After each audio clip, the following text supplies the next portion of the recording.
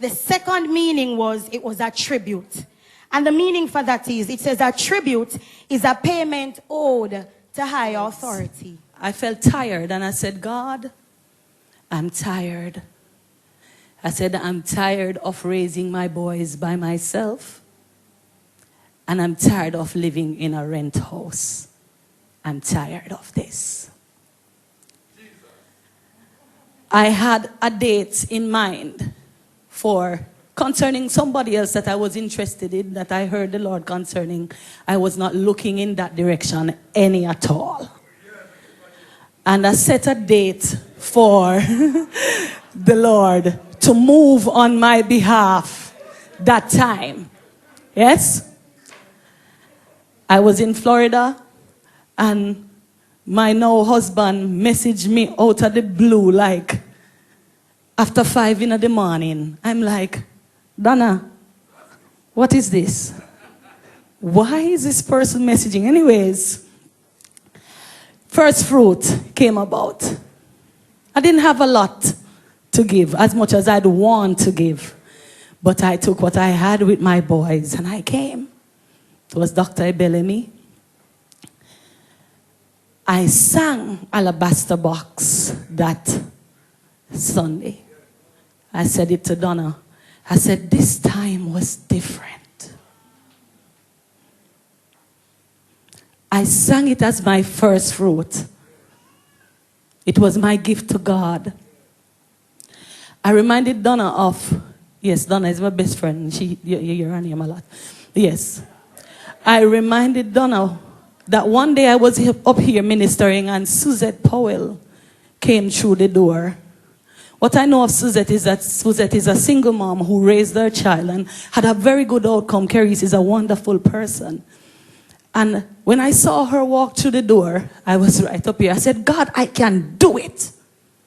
I said, God, with you, I am completely satisfied and I can do it. I can raise my children by myself with your help. I can do this.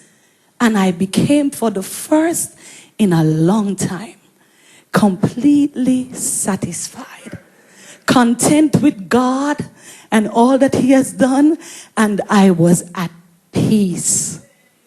And then the husband came. What I'd like to mention about this husband, most people know him, wonderful person. But that is not the highlight of my testimony. It's God's faithfulness. When I came and sang that Sunday, I said I am a kept woman. I said I'm kept by God. I didn't have a bad life. My bills were paid. I wasn't walking around begging and searching, and I wasn't even bawling for a husband. I was trusting God with my life. I was at peace. But some little things stood out when the husband came. I wore this necklace today deliberately. He bought this necklace in Israel over 25 years ago. And he said, I'm buying this for my wife. Like 25 years. He said, I'm buying this for my wife. The year before we got together, he bought something in the US and the suitcase could not come. Right? He left it. Right? And this year we got, at the end of last year, we got the suitcase with the things. And in it was 2 bags of chocolate. You might say these things are small things. But one bag was chocolate that he really likes. And the other bag was chocolate that I really like. I only eat dark chocolate. And when I went upstairs, I said,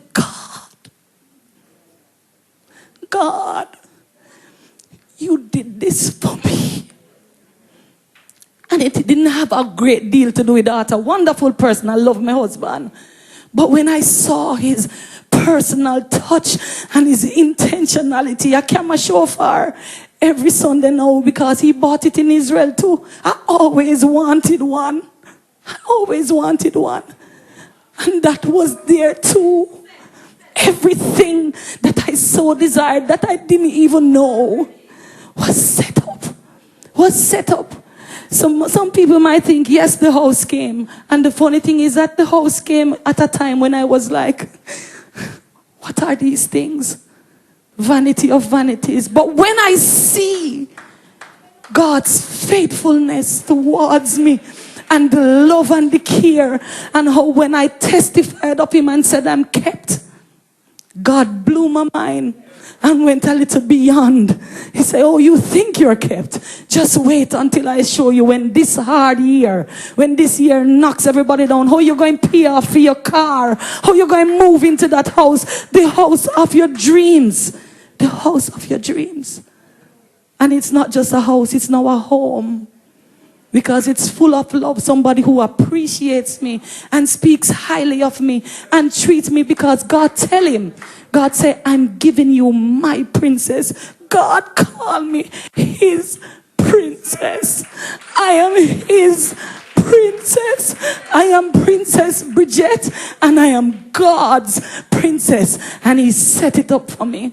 And I want to tell you this. You see the size of your fruit? I was a little bit stuck in the works mentality, a little legalistic. Because hardship sometimes make you feel you have to work for everything. Yes? And the Lord used this season to show me something. You see, before I left here, a beautiful church sister of mine gave me back almost twice what I gave for my first fruit. So the Lord said to give you this. And the Lord made sure that I didn't say, because I gave. You cannot outgive God. You cannot give any seed that is enough for what he does for us and has already done. And as he told me this week, we sing all the time for what you're done and what you're doing. And he said, no, Bridget, there's no what I am doing with my people. It's already done. The third meaning was a sacrifice. And this is surrendering something of value or something that costs you something. So just because you put something in the envelope doesn't mean you have satisfied God's standards. God participated in first fruits too, because he gave his son. So I leave with you by asking you this. What kind of giver are you? Are you Cain or Abel? I am decided. I am decided. I am intentional about this. My life is a fruit offering unto him. I am an offering to him. And I overcame by the blood of the Lamb. And I can testify his grace is why I stand.